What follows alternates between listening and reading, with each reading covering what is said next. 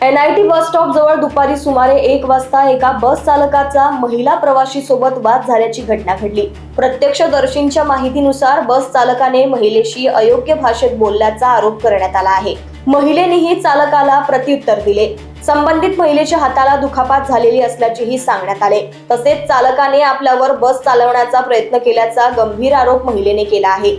या घटनेचा video social मीडियावर व्हायरल होत असून पोलीस किंवा परिवहन प्रशासनाकडून अद्याप अधिकृत भूमिका समोर आलेली नाही। आम्ही जेव्हा NITच्या चहाच्या डब्यावर चहा पित होतो, म्हणजे बस स्टॉपच्या बाजूलाच NIT बस स्टॉप आहे, तिथे चहा पित होतो। चहा पित असताना असं आढळलं आम्हाला का काही लोक ते जमा झाले आणि 2-3 लेडीज होत्या ज्या खूप जोराने ओरडत होत्या। तर आम्ही हे बघायला गेलो का काय प्रकार आहे। पण तिथं गेल्यानंतर माहिती पडलं का तिथला जो ड्रायव्हर आहे, म्हणजे जी बाई होती त्या बाईला प्लास्टर लागलं होतं हाताला आणि तिला उचलायला विलंब झाला। तर ड्रायव्हरनी काय केलं, पटकन दार लावलं। तर तिला ते दार म्हणजे ती पडता वाचली, खाली पडत होती, ती पडता वाचली। त्यावेळेस आम्ही त्याला विचारलं आणि ते लोकही करत होते। तर तो ड्रायव्हर जो आहे त्या बाईला मारण्यासाठी ड्रायव्हर सीटवरून उतरून आला आणि तिला घाण भाषेत आणि शिवागाडी करत होता, म्हणजे अपद्रव भाषेने बोलला। तर त्या बाईने त्या बच्चा समोर आलं, तू कैसे जाता मैं देखती हूँ करके, आणि तिथे मी सुद्धा होतो। त्याने ती बस आमच्या अंगावर चढवण्याचा प्रयत्न केला। तर बहुत आगाऊ होता आणि त्याची भाषा सुद्धा रफ होती।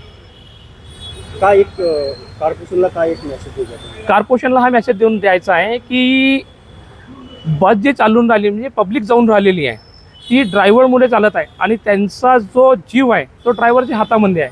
आणि जर ड्रायव्हरची जर अशा प्रकारची वागणूक राहणार तर ऐकण्यानंतर लोकांनी कोणाकडे जायचं। म्हणून माझं म्हणणं असं आहे की अशा ड्रायव्हरांना, अशांना कंडक्टरांना तत्काळ निलंबित करण्यात यावे।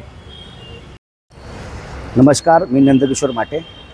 आज NITच्या समोर एक आपली बस जी महानगरपालिका चालवत आहे त्याच्यामध्ये कन्हानवरून बसलेल्या काही महिला पॅसेंजर म्हणून होत्या।